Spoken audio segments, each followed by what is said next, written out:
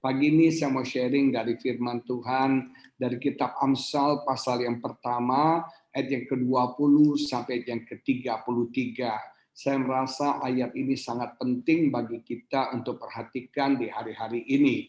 Amsal pasal yang pertama ayat 20 sampai ayat yang ke-33 menulis demikian. Hikmat bersuruh nyaring di jalan-jalan. Di lapangan-lapangan ia memperdengarkan suaranya. Amsal menggambarkan hikmat itu seperti seorang wanita yang berteriak-teriak di jalan-jalan. Ayat 21, di atas tembok-tembok ia berseru-seru, di depan pintu-pintu gerbang kota ia mengucapkan kata-katanya. Berapa lama lagi hai orang yang tak berpengalaman, kamu masih cinta kepada keadaanmu. Di situ ditujukan kalimat ini kepada orang yang tidak berpengalaman. Kamu masih cinta kepada keadaanmu itu. Pencemooh. Yang kedua ditujukan kepada pencemooh. Kamu masih gemar kepada cemooh. Dan yang ketiga ditujukan kepada orang bebal, orang bodoh yang benci kepada pengetahuan. Berpalinglah kamu kepada teguranku, sesungguhnya aku hendak mencurahkan isi hatiku kepadamu dan memberitahukan perkataanku kepadamu. Oleh karena kamu menolak ketika aku memanggil dan tidak ada orang menghiraukan ketika aku mengulurkan tanganku. Bahkan kamu mengabaikan nasihatku dan tidak mau menerima teguranku. Maka aku juga akan mentertawakan celah kamu. Aku akan berolok-olok apabila kedahsyatan datang ke atasmu. Apabila kedahsyatan datang ke atasmu seperti badai dan celaka melanda kamu seperti angin puyuh. Apabila kesukaran dan kecemasan datang menimpa kamu. Pada waktu itu mereka akan berseru kepadaku, tetapi tidak akan kujawab. Mereka akan bertekun mencari aku, tetapi tidak akan menemukan aku.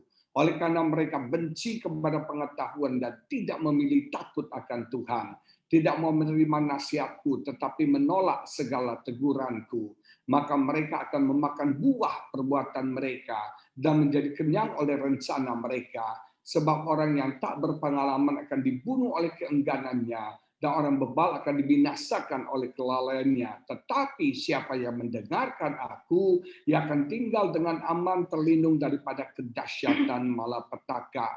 Nah, Bapak Ibu Saudara sekalian, memasuki tahun 2021 ini, saya merasa kita harus menjadi orang yang lebih berhikmat. Kita harus menjadi orang yang bijaksana. Makanya nggak salah Efesus 5 katakan, perhatikan dengan seksama bagaimana kamu hidup. Janganlah seperti orang bebal, seperti orang bodoh, tetapi seperti orang bijak.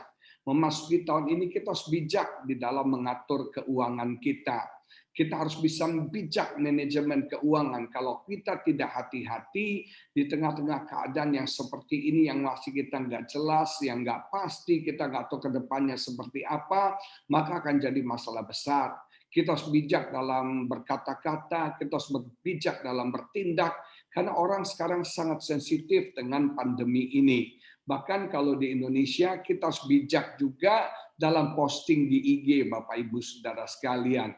Sekarang ini orang gampang sekali komplain, protes. Saya punya IG sempat diblok oleh beberapa orang. Kenapa? Karena waktu pandemi kemarin saya diajak teman ngopi, kita ngopi bareng, kita ngobrol, dan teman-teman ini teman-teman yang sudah dites rapid test dan mereka sudah negatif dan dijamin mereka sehat. Jadi kita ketemu cari tempat sepi, kebetulan yang punya coffee house-nya juga teman kita ngumpul, kita ngobrol, terus saya foto. Nah, karena senangnya ngumpul, bisa cerita, bisa ngobrol ngalor ngidul dari siang sampai malam, wah asik banget ngobrolnya, kita foto saking senangnya. Dan saking bahagianya saya posting di IG saya, foto ngopi bareng-bareng. Saudara, orang protes semuanya. Orang komplain semuanya. Ternyata kita harus bijak juga ya dalam postingan di Instagram ini. Raffi Ahmad kemarin, tahu ya Raffi Ahmad ya, adik saya itu saudaranya. Nah, Raffi Ahmad itu barusan disuntik vaksin bersama Pak Jokowi. Dia mewakili para influencer di Indonesia, anak muda yang punya pengaruh yang besar.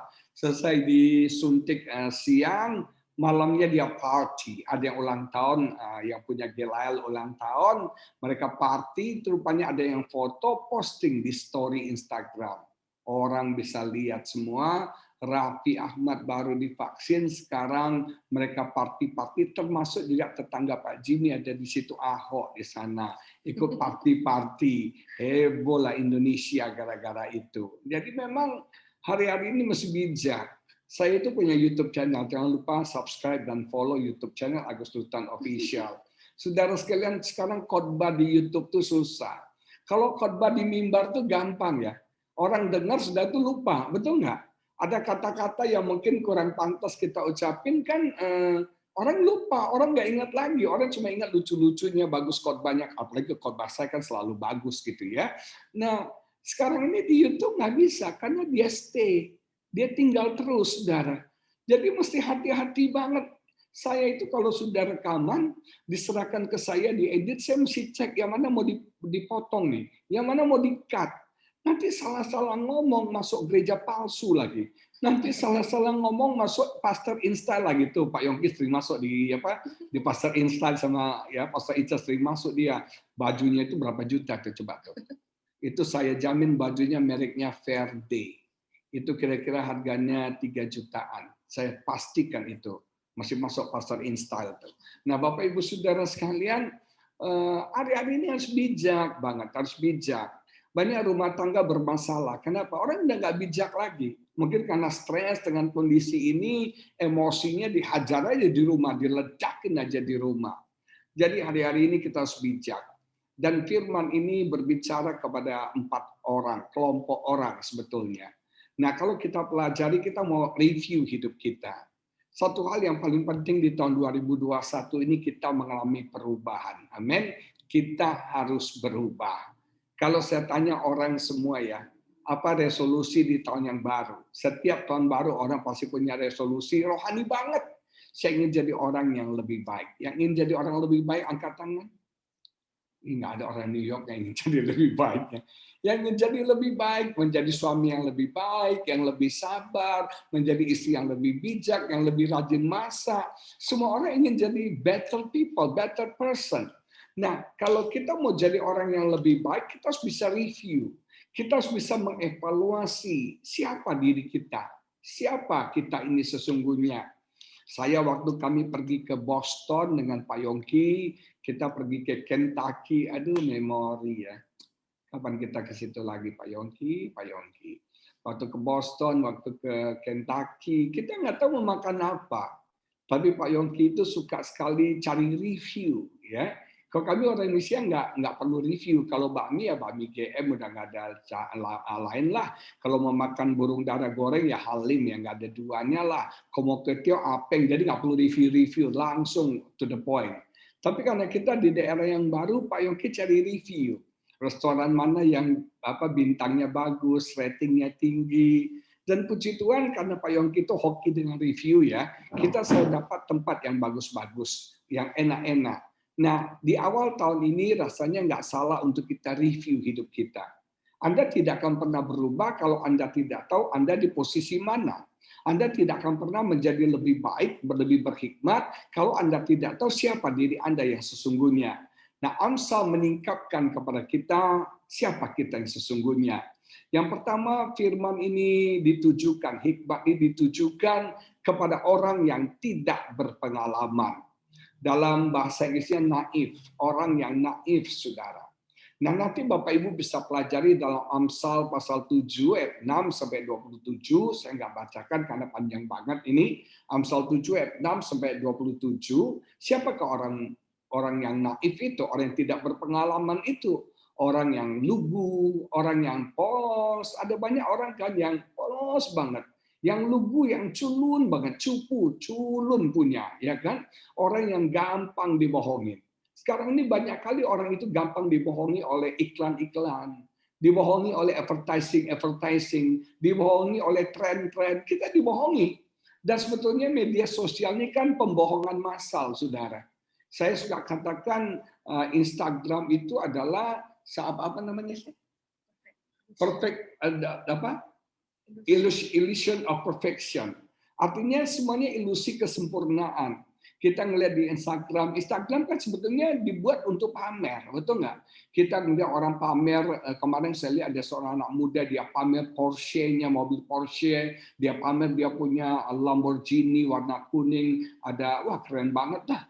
Nah, Instagram itu tempat orang pamer, tapi sebetulnya itu illusion of perfection. Kenapa? Belum tentu realnya dia seperti itu. Kalau Bapak Ibu lihat di Instagram saya makan terus yang diposting, itu nggak tiap hari kami makan di restoran. Jangan ketipu, itu illusion of perfection. Kadang-kadang pakai beauty plus juga, jadi kelihatan lebih keren. Nah, Bapak Ibu sudah sekalian, orang-orang sekarang gampang dibohongi, gampang sekali ditipu.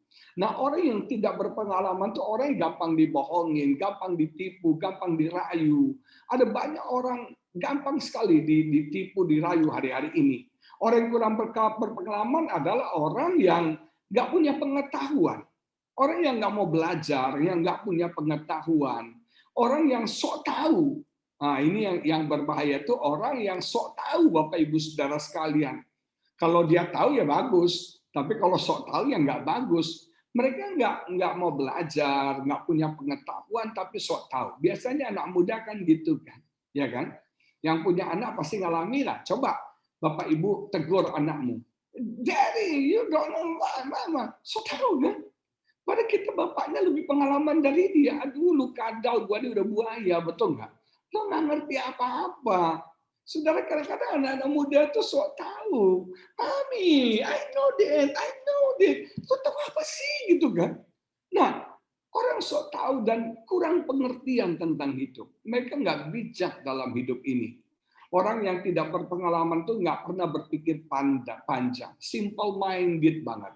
Dia nggak pernah berpikir akibat dari perbuatannya itu apa. Ya contohnya Raffi Ahmad, baru aja divaksin atas nama pemerintah, langsung party-party, betul nggak? Nah itu kan nggak mikir apa akibat dari perbuatannya. Seringkali kita tuh tidak berpikir apa, kalau saya lakukan ini risikonya apa, kalau saya lakukan ini efeknya apa, kalau saya lakukan ini dampaknya apa. Nah, orang yang tidak berpengalaman itu orang yang tidak bisa membedakan yang benar, yang salah, yang baik, yang jahat, tidak bisa bedakan.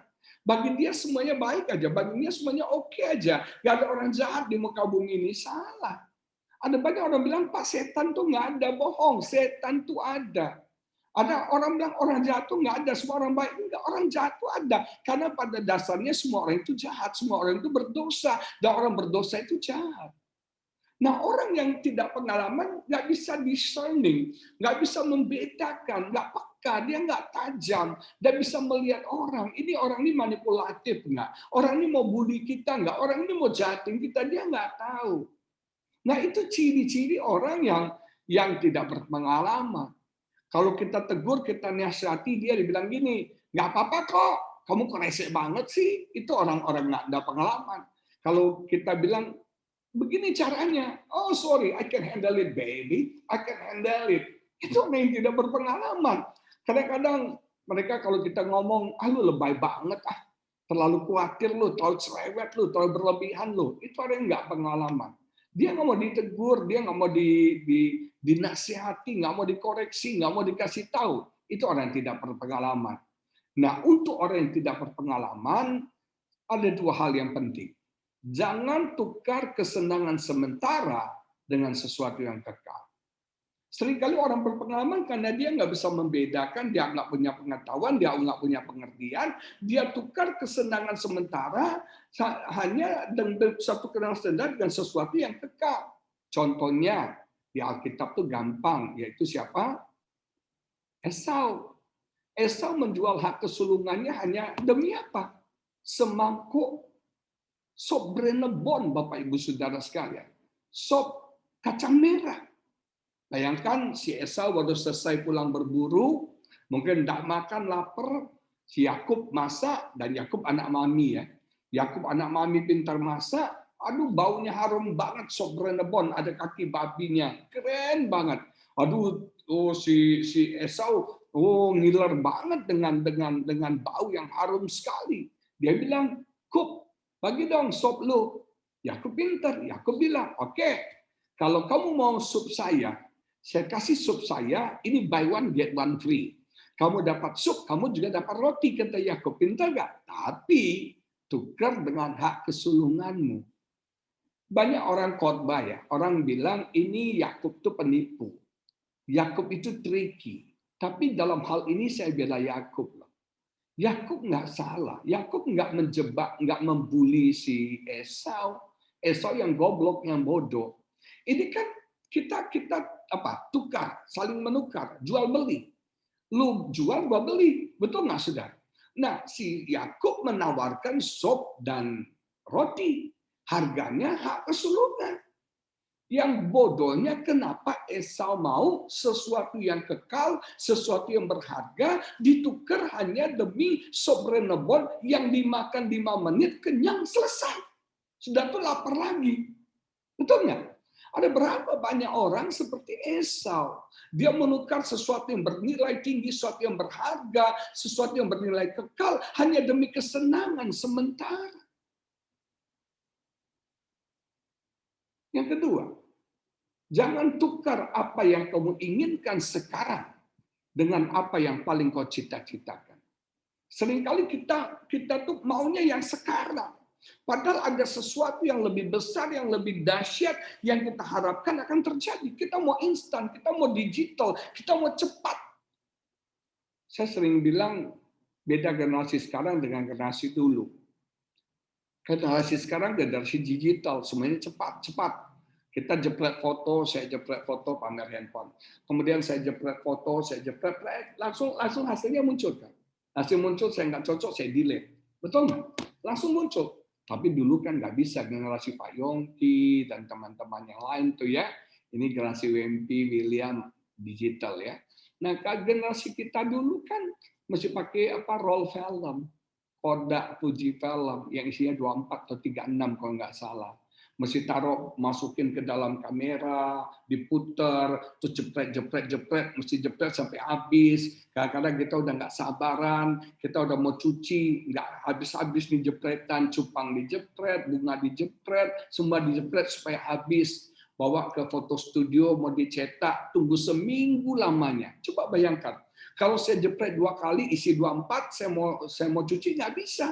Hangus dia, terbakar dia. Begitu juga dalam proses mencuci, nggak bisa di-shortcut, nggak bisa di-shortcut, nggak boleh kena sinar malah. Nah, orang Kristen banyak kayak gitu. Maunya cepat terkenal, maunya cepat tampil di panggung, maunya cepat glamor, maunya cepat kena lampu sorot. Kalau belum waktunya tewas, bro. Kalau belum waktunya hangus. Berapa banyak orang belum saatnya di mimbar, belum saatnya di panggung, disoroti, hancur kan? Nah, kenapa? Ada prosesnya. Nah, seminggu lagi baru kita bisa lihat hasilnya. Nah, jangan tukar apa yang kamu inginkan sekarang dengan apa yang paling kau cita-citakan. Artinya apa? Orang tidak berpengalaman tuh nggak sabaran. Semua dalam hidup ini ada prosesnya. Jalani proses. Maka proses itu tidak akan membohongi hasil. Proses tidak akan membohongi hasil. Yang kedua, ditujukan kepada orang pencemooh. Pencemooh. Nah, ini gampang sebetulnya. Orang pencemooh itu apa sih? Orang pencemooh adalah orang yang suka mencemooh. Orang yang kerjanya ngejek, saudara. Orang yang suka mengejek, orang yang suka mengkritik, orang yang sinis. Ada orang-orang kan yang sukanya ngejek orang. Kalau ngomong tuh, aduh sinis banget. Wah, pokoknya kerjanya mengkritik aja. Kecuali jemaat New York nggak ada kayak gini. Kayaknya nggak ada yang kayak gini. Kayaknya, ya. Makanya pendetanya harus minum amlodipin yang banyak, ya. Karena jemaatnya tidak suka mengejek, tidak suka mengkritik, tidak sinis negatif. Banyak orang yang sinis banget loh. Sinis banget dalam hidup ini karena mungkin dia terluka, mungkin dia punya trauma dalam hidupnya. Saya pikir kenapa ya banyak orang suka mengkritik. Orang perfeksionis itu sebetulnya orang-orang yang tertolak. Sebelum dia dikritik, dia mengkritik dulu. Sebelum dia ditolak, dia nolak dulu. Nah, itu orang perfeksionis, orang yang tertolak, orang yang terluka. Dia menutupi lukanya dengan tampil sebagai seorang perfeksionis. Nah, orang yang suka mengejek, kerjanya ngejek aja, cari kelemahan orang, kesalahan orang, kekurangan orang. Ya, tidak ada manusia yang sempurna. Tidak ada gereja sempurna.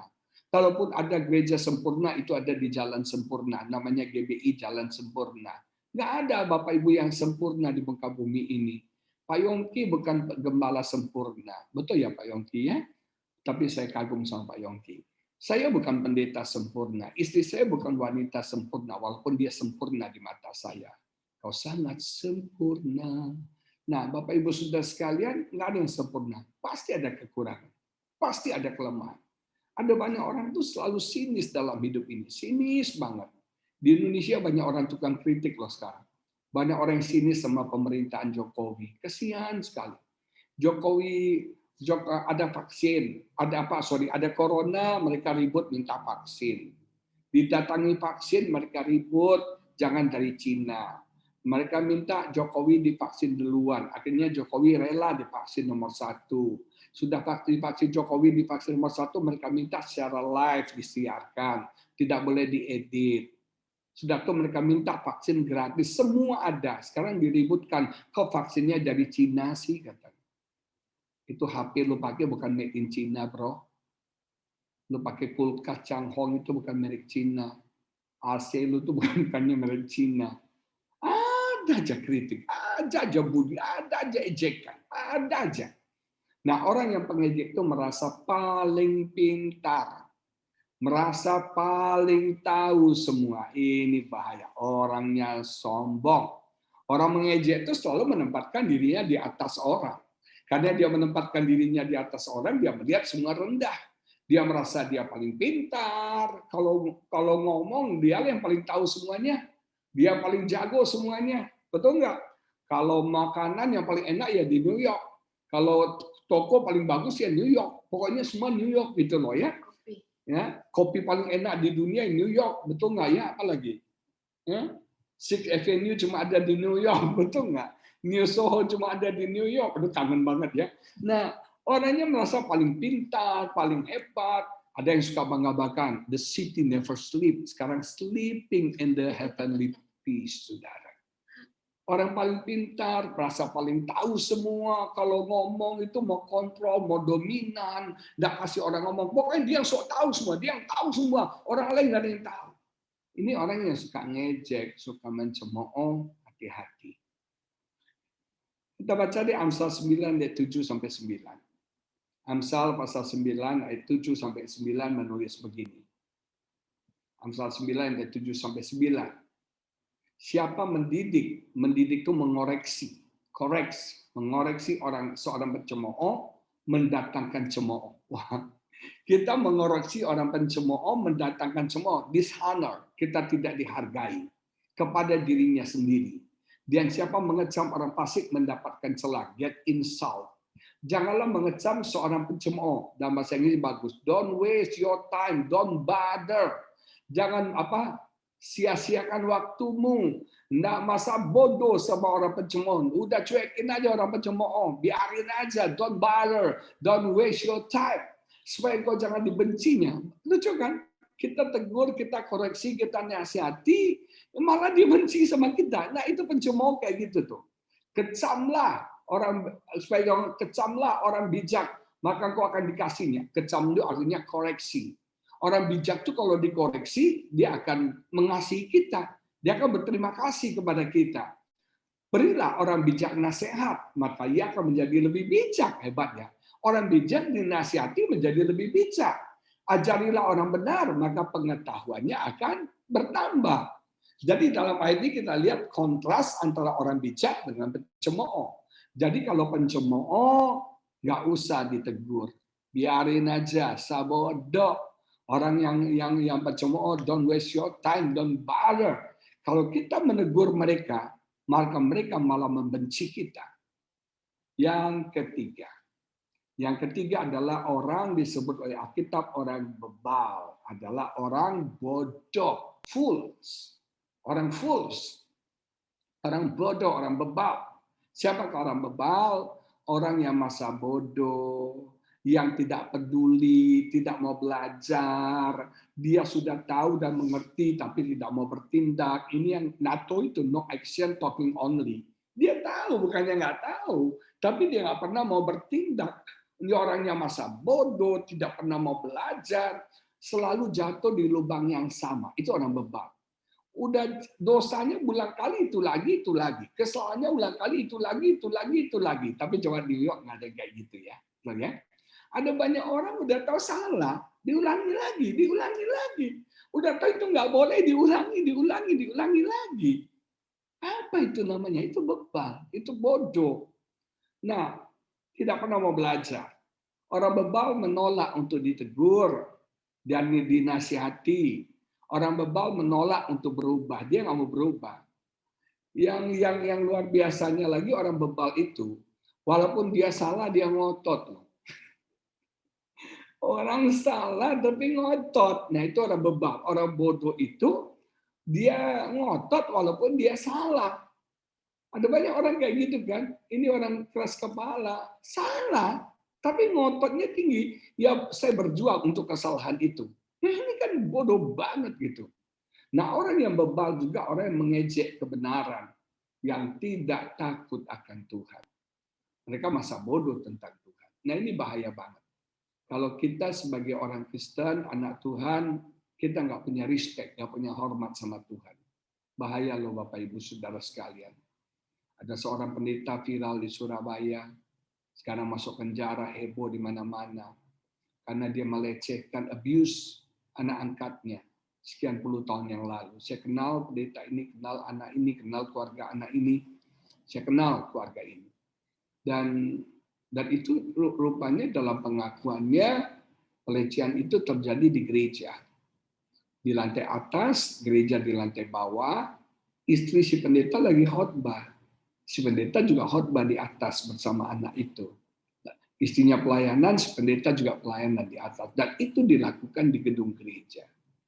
Saya pernah ketemu seorang bapak, dia orang yang kotor banget, najis banget, tapi puji Tuhan sekarang mungkin sudah berubah. Dia itu saudara, dia WL di satu gereja terkenal. Pak Yongki mestinya kenal orang ini. Dia WL di sebuah gereja besar. Nah, gereja mereka itu ibadahnya 2 kali, jam 7 sampai jam 9, lanjut jam 10 sampai jam 12. Jadi ada jeda, ada break 1 hour, 1 jam. Nah, di break 1 hour ini, dia bersama singer itu ke hotel. Dan mereka making love, mereka melakukan perzinahan di sana. Dan habis mereka berzina, balik lagi ke gereja, bisa WR lagi, bisa singer lagi, dan dipakai Tuhan, diurapi Tuhan. Kenapa? Mereka nggak ada takut akan Tuhan sama sekali. Nggak ada respect, nggak ada hormat lagi sama Tuhan. Ini yang ngeri hari-hari ini. Saya berdoa biar setiap kita itu punya takut akan Tuhan. Istri kita nggak lihat, suami kita nggak lihat, orang nggak lihat kita. Tapi sadarlah Tuhan lihat kita. Tuhan tahu semua yang kita lakukan. Dan Tuhan akan reward kita berdasarkan apa yang kita lakukan. Kita nggak bisa bohongi Tuhan. Dia maha tahu, dia maha hadir. Kita harus punya respect, takut akan Tuhan. Kalau mau buat dosa itu gampang Bapak Ibu Saudara sekalian. Saya belajar seperti Yusuf, digoda oleh istri Potifar. Coba WMP ganteng keren gitu, Marcel, ya, William digoda cewek cantik, bule, seksi, ya. Aduh keren banget, bahenol banget lah. Oh ya langsung dia peluk sisir di depan masa. Kalau sendiri nggak tahu. Nah sebenarnya, digoda oleh istri Potifar. Dan itu setiap hari, terus-menerus, konstan. Bayangkan, Yusuf satu hari digoda luar biasa, rumah sepi, nggak ada orang. Tapi Yusuf lari loh. Saya selalu bilang larinya ada 3 kemungkinan. Lari mendekat, lari di tempat, atau lari menjauh. Nah, WMP lari kemana? WMP kok digoda nih. Wem, Marcel, ayo lari kemana? Lari mendekat, lari di tempat, ya paling gampang lari di tempat ya, gue nggak minta kalau yang ngasih kan, ya.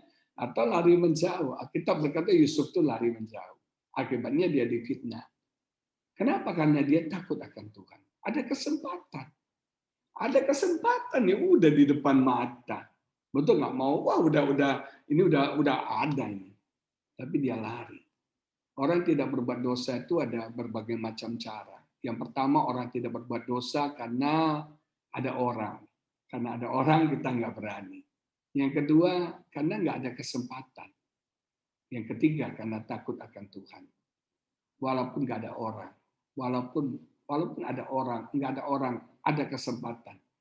Tapi milikilah takut akan Tuhan. Amin, Bapak Ibu, milikilah takut akan Tuhan. Ada banyak kesempatan kita bisa berbuat dosa. Ada banyak kesempatan kita bisa melakukan hal yang jahat yang mungkin orang nggak tahu. Tapi jangan pernah lakukan itu. Milikilah takut akan Tuhan. Kita baca. Amsal pasal 26 ayat 11 menulis demikian. Amsal 26 ayat 11 menulis begini. Seperti anjing kembali ke muntahnya, demikianlah orang bebal yang mengulangi kebodohannya. Jadi orang bebal itu nggak pernah belajar. Orang bebal itu nggak pernah belajar. Dia selalu kembali ke muntahnya. Seperti anjing kembali ke muntahnya, dia jilat lagi. Orang bebal itu selalu mengulangi kebodohannya. Kesalahannya diulangi terus. Nggak pernah kapok. Jatuh di lubang yang sama terus. Baca lagi Amsal 10 ayat 23. Amsal 10 ayat 23 menulis begini. Amsal 10 ayat 23, berlaku cemar adalah kegemaran orang bebal, sebagaimana melakukan hikmat bagi orang yang pandai. Dikatakan dalam bahasa Inggris bagus banget. A full find pleasure in wicked scheme. Orang bebal itu menemukan kesenangan di dalam hal yang jahat. Orang bebal itu mendapat kesenangan, pleasure di dalam rencana-rencana jahat, niatnya jahat, dalam melakukan yang jahat. Bagi mereka itu yang penting fun, yang penting gua happy, sabodo, pleasure itu yang penting. Mau jahat kek, mau salah kek, yang penting gua happy, yang penting gua fun. Itu orang bebal. Orang bebal itu udah tahu merokok itu merusak jantung, kanker, menyebabkan banyak penyakit, tapi ya bebal yang ngerokok aja. Nggak mau berubah sama sekali. Orang bebal itu dibutakan oleh keegoisan mereka. Orang bebal itu tidak hanya menyakiti dirinya, tapi dia juga mencelakakan orang lain. Baca lagi, Amsal 13 ayat 20. Jangan jadi orang bebal ya, yang penting fun, pleasure. Walaupun salah, yang penting gua happy, yang penting gua senang. Mau salah kayak bodoh. Itu orang bebal. Amsal 13 ayat 20 menulis begini. Siapa bergaul dengan orang bijak menjadi bijak. Nah, ini hebat. Bergaullah dengan Pak Yongki, maka Anda jadi bijak. Amin. Tetapi siapa berteman dengan orang bebal menjadi malang. Aduh, kalau temannya orang bebal ya malang banget. Betapa malang nasibmu. Betul nggak? Dalam bahasa Inggrisnya bagus. Associate with fool and get in trouble. Kita berteman dengan orang bodoh, orang bebal, kita punya masalah loh. We get in trouble. Kita akan dapat masalah. Dalam salah satu terjemahan bahasa Inggris bagus banget. The companion of fool will experience harm. Yang berteman dengan orang-orang bebal akan mendapat harm, akan dapat celaka, akan dapat kemalangan, akan dapat penderitaan, akan dapat trouble. Makanya jauh-jauh dari orang bebal. Jangan dekat sama orang bebal. Jangan. Dan yang pertama, orang tidak berpengalaman, orang naif. Yang kedua, orang pencemooh. Yang ketiga, orang bebal, orang bodoh. Rasanya di New York nggak ada. Nggak ada satu, mungkin banyak ya. Rasanya nggak ada satu, banyak tapi. Kita baca deh. Amsal pasal yang ke-9. Oh sudah tadi ya, sorry. Nah sekarang kita mau belajar tentang orang bijak. Siapakah orang bijak? Orang bijak adalah yang pertama adalah orang yang berhati-hati dalam bertindak. Orang bijak itu hati-hati dalam bertindak. Dia mikirin tuh. Kalau saya buat ini, bagaimana hasilnya? Apa akibatnya? Dia bertindak hati-hati. Dia bukan impulsif. Kalau kita belajar, Rasul Petrus itu impulsif. Impulsif itu gampang sekali. Tidak pakai mikir, langsung bertindak. Waduh, tell me banget, saudara. Dia pokoknya ngomong dulu walaupun salah. Itu Petrus itu begitu. Impulsif, emosional. Dia nggak pernah berhati-hati dalam bertindak. Sampai Yesus itu pernah bilang, kamu itu mendapat pewahyuan dari Bapa di surga. Baru Tuhan bilang, wow keren banget. Dia waktu Yesus tanya, siapakah aku ini? Dia bilang, you are the son of God. Engkau adalah anak Allah yang hidup. Yesus kaget, wow, Pet, lu tahu dari mana, Pet? Keren banget, Bapa yang menyatakannya kepadamu. 2 menit kemudian lagi ngobrol-ngobrol-ngobrol, waktu Yesus bilang aku akan menderita, Petrus bilang, no, kamu nggak akan mati, kamu nggak akan menderita. Sampai Yesus bilang, setan enyah kau. Jadi bayangin Petrus ya, sementara dari ilahi, terus setan saudara. Nah ini orang yang nggak berhati-hati dalam bertindak, impulsif. Orang bijak itu berhati-hati dalam bertindak. Dia mikirin, dia lihat apa keadaannya. Dipikirin dulu. Jadi saya belajar, kita harus bijak. What the wise thing to do. Sekarang saya belajar tahun 2021 ini, apapun yang saya lakukan, saya bertanya, what the wise thing to do. Apa hal yang paling tepat, yang paling bijak yang harus saya lakukan. Karena mungkin kita nggak tahu melakukan apa. Kita nggak bisa hantam kromo juga, nggak bisa hajar aja. Kita harus tahu apa hal yang terbaik, yang paling bijak yang harus saya lakukan. Yang kedua, orang bijak itu sensible, discerning. Dia bisa membedakan, dia bisa merasa mana yang benar, mana yang salah, mana yang baik, mana yang tidak baik, dia bisa. Terus orang yang bijak itu bisa memaksimalkan setiap kesempatan untuk belajar. Orang bijak tuh mau belajar, orang bijak tuh dikoreksi, malah terima kasih, malah kita dikasih oleh dia. Dan orang bijak dalam Efesus dikatakan mereka mengerti kehendak Tuhan. Dia tahu nih, dia belajar, dia berusaha untuk mengerti kehendak Tuhan. Efesus kata, usahakanlah untuk kamu mengerti kehendak Tuhan. Usahakanlah supaya kau tahu apa yang Tuhan mau kau lakukan. Nah, sekarang kita mau masuk lagi. Masih ada waktu nih Pak Yongki? Sedikit lagi. Nah, gimana kita bisa tahu nih orang ini bijak, orang ini pencemooh, orang ini apakah orang yang bebal? Caranya gitu, koreksi. Makanya tadi berulang kali ayat Alkitab berkata koreksi, tegur.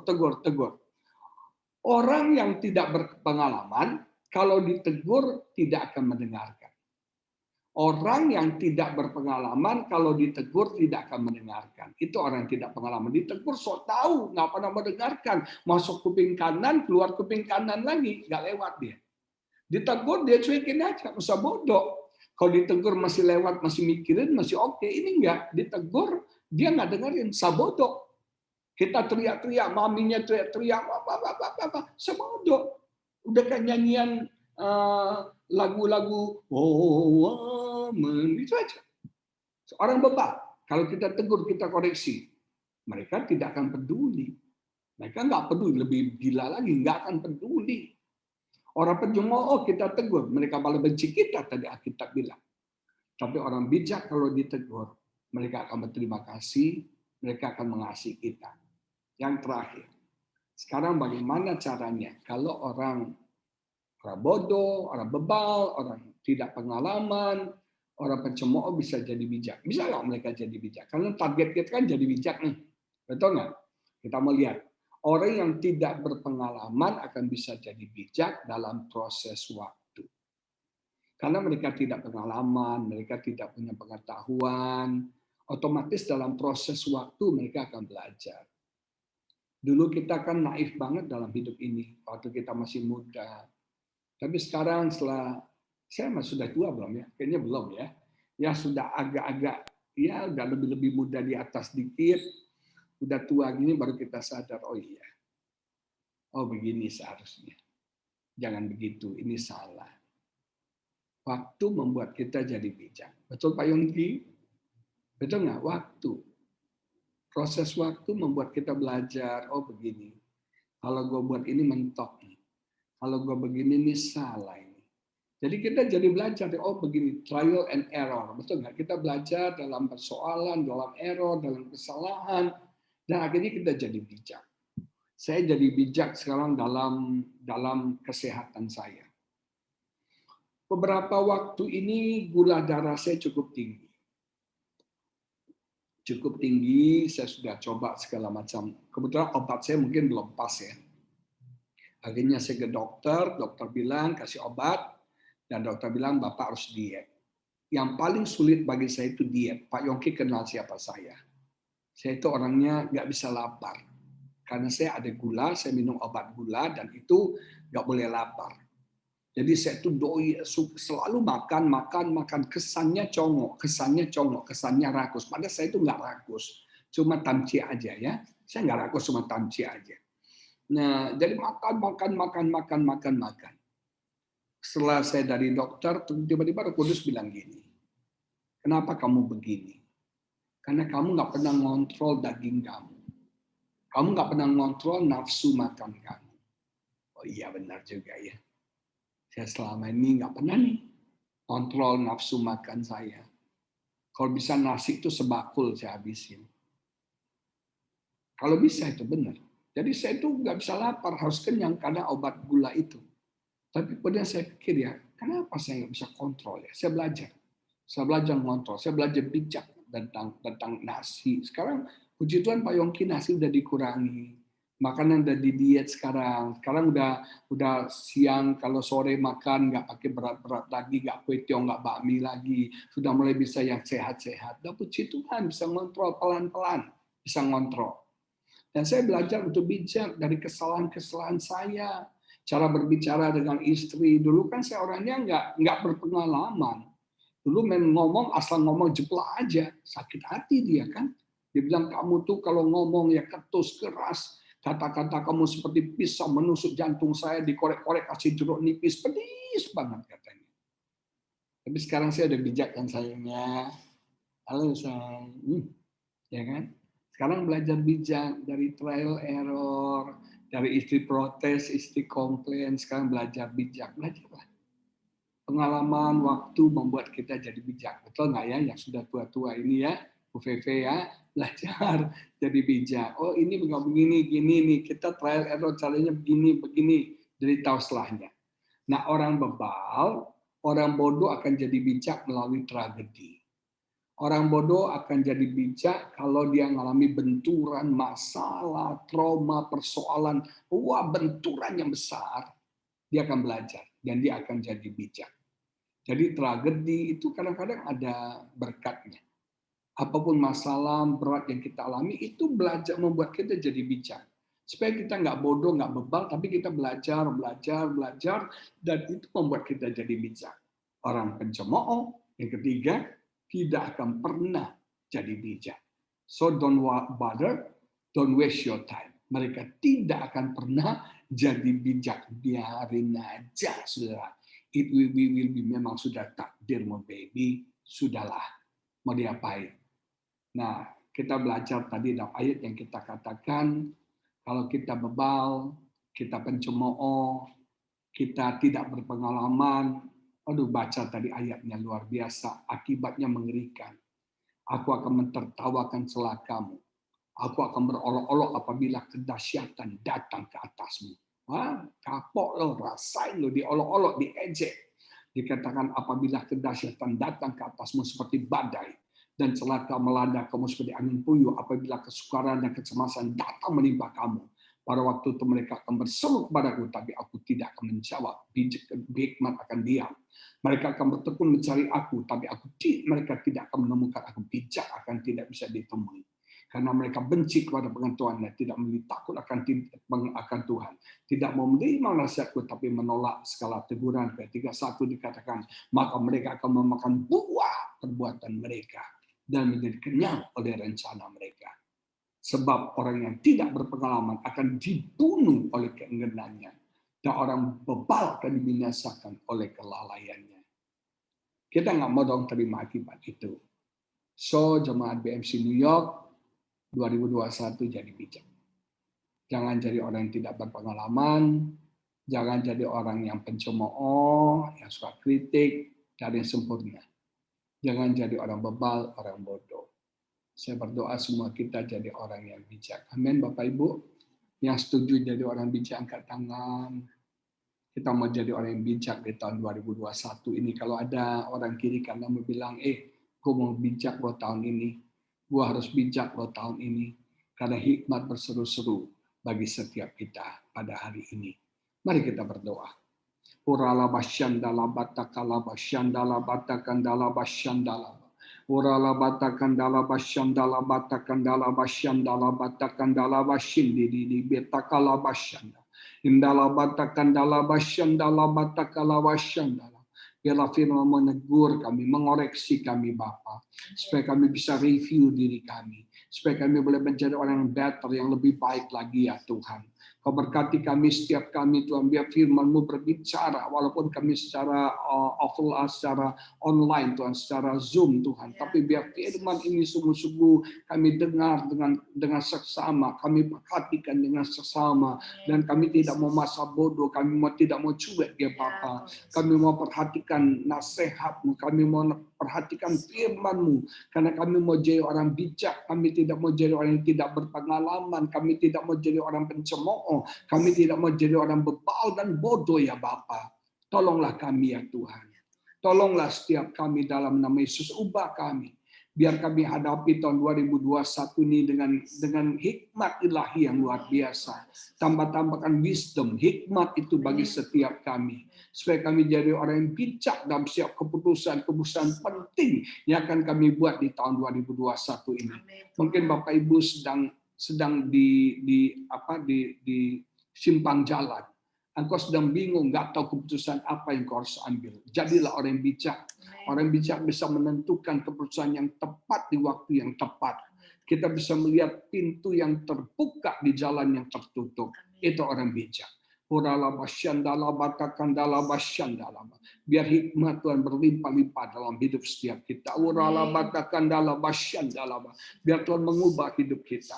Biar Tuhan menggerakkan kita untuk bertindak melangkah, tinggalkan kebodohan kita, kebebalan kita, tinggalkan keadaan tidak berpengalaman, tinggalkan sebenarnya cemooh-cemooh kita. Kita mau berubah dalam nama Yesus. Jadikan kami orang yang lebih baik lagi. Jadikan kami orang yang lebih baik, a better person ya Bapa. Terima kasih Tuhan, berkati semua jemaat pagi ini, malam ini. Urala basyandala batakandala basyanda. Indala batakala basyandala batakala basyandala balabala basyanda. Terima kasih Bapa, terima kasih. Urapi setiap kami. Jadikan kami orang yang berhikmat dalam menghadapi tantangan yang baru. Tantangan great challenge di hari-hari ke depan kami. Berkati semua kami. Di dalam nama Yesus kami berdoa, haleluya. Berkati Pastor Yongki, Bu Yongki, berkati semua leader yang ada di gereja BMC New York, berkati semua jemaatmu yang hadir yang mengikuti Zoom pada hari ini. Di dalam nama Yesus kami berdoa, haleluya. Amin.